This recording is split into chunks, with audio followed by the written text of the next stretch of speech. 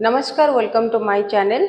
दर्शक बंधु वर्तमान देखंतु मो हाथ रे गोटे बही अच्छी से बहीर ना हूँ ब्लॉकबस्टर रु बैलेट बॉक्स आउ ए जो बहीटी आपन देखुचंती ए बहीटी अनुभव ना रे लिखा जाइछि। अनुभव कहानी एथिरे अछि आउ ए बही को जे लिखिचंती से होचंती अनुभव बांधवी जागृति शुक्ला लिखिचंती। ए जो बुक रो ना लिखिचंती ब्लॉकबस्टर रु बैलेट बॉक्स ये जो बही लिखिचंती अनुभव सब कथा से अच्छी। अनुभव कैरियर अच्छी, अनुभव पढ़ा माने कॉलेज टाइम रे कथा अच्छी। ता भितरे अनुभव डायबिटीज विषय मध्ये अच्छी। ता भितरे गोटे जिनस अच्छी अनुभव लव कहानी उपरे। जदियो आमे जानिचंती अनुभव लव वर्षा प्रियदर्शिनी सहित होता। वर्षा प्रियदर्शिनी सहित अनुभव प्रेम संपर्क गढ़ी उठिला और तापरे दुही जन अनेक किछि मूवी करथिले और विवाह बंधन रे बांधी हेतिले। तेबे एथिरे गोटे अछि तांकर अनुभव लव बाय चांस रे ए जो आपण देखुचंती बहीटा जदि पढ़िबे लव बाय चांस रे सेथिरे डिटेल्स अनुभव काहाक भल पाइथिले कोन करथिले सेथिरे सब लिखा जाइछि। से गोटे कथा से लिखिथिले जे अनुभव जीवन प्रथम थर पाई प्रेम आसी नथिला। प्रेम तांको जीवन रे अनेक थर प्रेम आसी एवं प्रेमर रंग अनेक थर पड़ी, प्रेमर मोहर अनेक थर मारिचंती अनुभव। एवं तेबे प्रथम प्रेम जितेबाला होता अनुभव से यूपी रे झांसी रे तांकर प्रथम प्रेम आरंभ होता। आ से जो प्रथम प्रेम जे करथिले से जेबे प्रथम प्रेम आरंभ होता सेबे ही प्रथम प्रेम शेष हो जाता। किंतु एठी गोटे इंटरेस्टिंग कथा रही अनुभव को बही रे जो प्रेमिका को से भल पाउथले एवं तांकर ब्रेकअप होता। आ प्रेमिका जे सांग थिला बांधवी थिले से बांधवी अनुभव प्रति क्रश थिला। किंतु जेहेतु अनुभव प्रथम प्रेम सहित रिलेशनशिप थिला सेते बड़े बांधवी मुह खोली नथिले किंबा अनुभव को तांकर प्रेम कहानी कहि नथिले। किंतु तापरे अनुभव तांको तांकर प्रेम कहानी कहि दैथिले। अनुभव को तांकर बांधवी माने प्रेमिकार बांधवी तांको प्रेम कहानी कहि दैथिले एवं तापरे दुई जनक भितरे अफेयर्स थिला।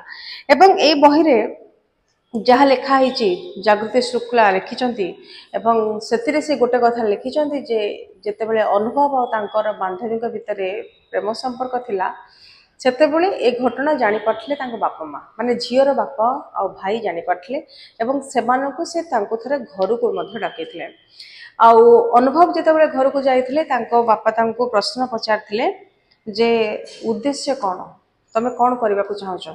सेतेबेले अनुभव से ताको पूरा उत्साह सहित कहथिले मु ताको भल पाए आउ ताको बाहाबा को मध्य चाहिबी, माने मु ताको भल पाए आउ ताको बाहाबा को मध्य चाहे। तापरे से पुणी सेमती स्टाइल रे तांको बापा पचारथिले मो झील को बाहाबा को चाहूच कि तुम केते टंका अर्थ रोजगार करछ, केते अर्थ रोजगार करछ। ए प्रश्नर उत्तर अनुभव कहथिले मु किछि भी अर्थ रोजगार करू नाही, माने मु एपर्यंत रोजगार किछि करू नाही कारण मु द्वादश श्रेणी रे पढुची।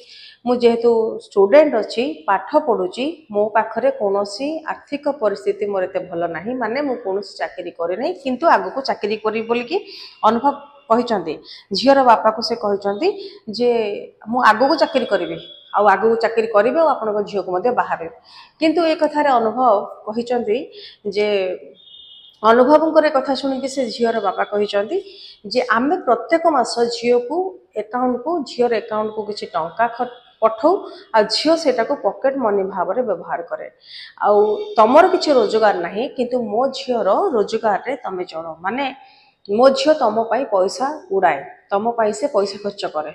एक कथा शुणी कि सुपरस्टार वर्तमान जो सुपरस्टार सेबेकार जे बेरोजगारी थिले सी सेठू तांको उत्तर देइचंदी जे मु तो जानिनी आपन झील मो पाई टंका खर्च करंदी बोली कि माने टंका से चोरी करके घर आनी कि मो पाई खर्च करंदी बोली मु जानिथिली से तांकर पॉकेट मनी खर्च करचंदी। तो एक कथा जेतेबेले कहितले सेतेबेले अनुभव बापा कहितले से झील से पैसा लुचे कि घर को आनी कि तुम खर्च करचंदी एवं ताको बापा सेठू गोटे कथा उपहास करिक अनुभव को कहितले पाखरे टंकाटे नाही, रोजगार करिवार क्षमता नाही, चली आसलो मो झील को बाहागर करिया पई। ଏବଂ ବହୁତ ଅପମାନଜନକ କଥା ଶୁଣିକି ଅନୁଭବ ସେ ଜାଗା ଛାଡ଼ି ପଳେଇ ଆସିଥିଲେ। ବହୁତ ଅପମାନର ସହିତ ଫେରି ଆସିଥିଲେ। ଯେତେବେଳେ ସେ ଝିଅ ଯେତେବେଳେ ଝିଅର ବାପା ଯେତେବେଳେ ଅନୁଭବକୁ ଅପମାନ ଦେଇଥିଲେ ସେତେବେଳେ ଅନୁଭବ ପଳେଇ ଆସିଥିଲେ ଏବଂ ରାଗରେ ତାଙ୍କର ବଡ଼ ବାପା ହେଉଛନ୍ତି ଓକିଲ, ଆଉ ସେ ଓକିଲଙ୍କର ଜୁନିୟରକୁ ଯାଇକି କହିଥିଲେ ଯେ ଆଉ କିଛି ମାସ ପରେ ଝିଅଟିକୁ 18 ବର୍ଷ ହେଇଯିବ, ଆଉ ମୋତେ ଏ କଥା ଶୁଣିକି ବହୁତ ରାଗ ଲାଗୁଛି, ଆଉ ଏମିତି କିଛି କାମ କରନ୍ତୁ ଯେମିତିକି 18 ବର୍ଷ ପରେ ଆମେ ଦୁଇ ଜଣଙ୍କ ବିବାହ ବନ୍ଧନରେ ବାନ୍ଧି ହେବୁ, ଆମେ ବାହା ହେଇଯିବୁ। କିନ୍ତୁ ସେ ଜୁନିୟର ଜଣକ ଓକିଲ କହିଲେ ତମେ ତ 18 ବର୍ଷ ଦୁଇ ଜଣଙ୍କର ହେଇଗଲେ ତମେ ତ ବିବାହ କରିଦେବ, କିନ୍ତୁ ଲାଭ କ'ଣ ହେବ? ତମେ ତ ଏପର୍ଯ୍ୟନ୍ତ ରୋଜଗାର କରିନ, ତମେ କେମିତି ଆଗକୁ ସଂସାର କରିବ, ତମର କ୍ୟାରିୟର କ'ଣ ହେବ? ଏମିତି କହିକି ଯେତେବେଳେ ବୁଝେଇଥିଲେ ଏବଂ ଏ ପରିପ୍ରେକ୍ଷୀରେ ଝିଅର ବାପା ମା ଏତେ ସିରିୟସ୍ ହେଇଯାଇଥିଲେ, ବାପା ଭାଇ ସେ ଝିଅର ବାହାଘର ଅନ୍ୟତ୍ର କରିବା ପାଇଁ ଖୋଜାଖୋଜି ମଧ୍ୟ କରୁଥିଲେ। ଏବଂ ସେଇ ପରିସ୍ଥିତିରେ ଅନୁଭବଙ୍କର ସେଇ ଯେଉଁ ଲଭ୍ ସେଇଠି ଶେଷ ହେଇଯାଇଥିଲା। ସେଇଠି ତାଙ୍କର ପୂର୍ଣ୍ଣଚ୍ଛେଦ ପଡ଼ିଯାଇଥିଲା ପ୍ରେମର, ଏବଂ ଯାହାଫଳରେ କି ଏକଥା ମଧ୍ୟ ସେ ବହିରେ ହସି ହସିକି ଅନୁଭବ କହିଥିବା କଥା ଜାଗୃତି ଶୁକ୍ଲା ମଧ୍ୟ ଲେଖିଛନ୍ତି।